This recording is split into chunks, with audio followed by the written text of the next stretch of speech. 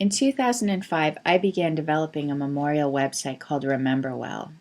The idea was to merge cutting-edge technology with beautiful graphics in order to create space for people to post their life stories and/or celebrate the lives of their loved ones who are already gone.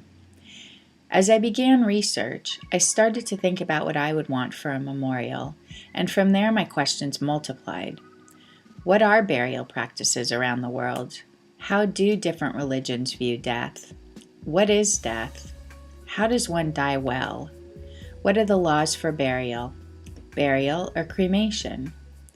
To answer these questions, I embarked on weekend seminars with Jerry Grace Lyons of Final Passages, as well as Dale Borglum, longtime partner of Ram Dass and Stephen Levine, all of the Living Dying Project.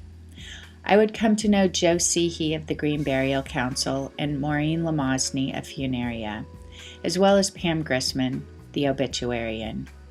I became familiar with the names of home funeral midwives across the country, and I would attend the first conference of the National Home Funeral Alliance held in Boulder, Colorado in 2008.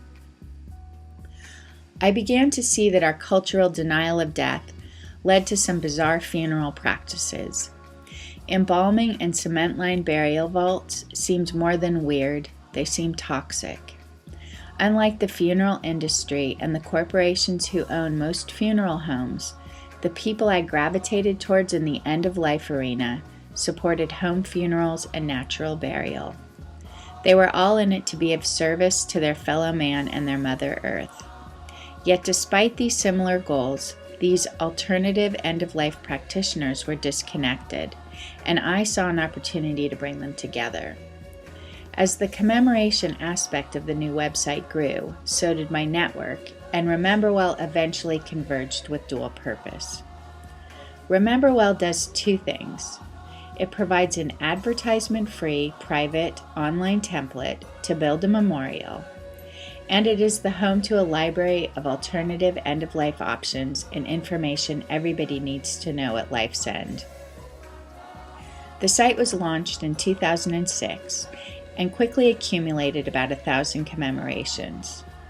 As the internet was developing, so were hackers, and the database was erased in 2008.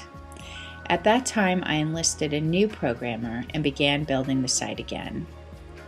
As of April 2012, I have been working on RememberWell for 7 years, and finally technology and user know-how has caught up with my original vision.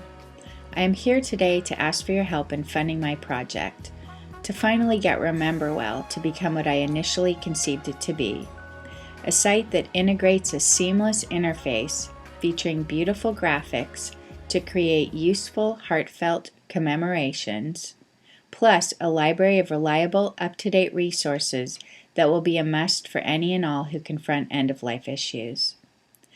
I believe in the right of all humans, rich or poor, to die with dignity, and I am committed to helping people reach that goal, as well as allowing their loved ones to joyously and honorably celebrate the lives of the departed. With that in mind, I view RememberWell as a public service rather than a business, so enlisting community support is essential for its success. By making a donation to support the resurrection of RememberWell, you are showing that you support each person's right to make their own informed choices at life's end, and you are taking a stand to bring our burial practices back in alignment with nature and our place in the circle of life.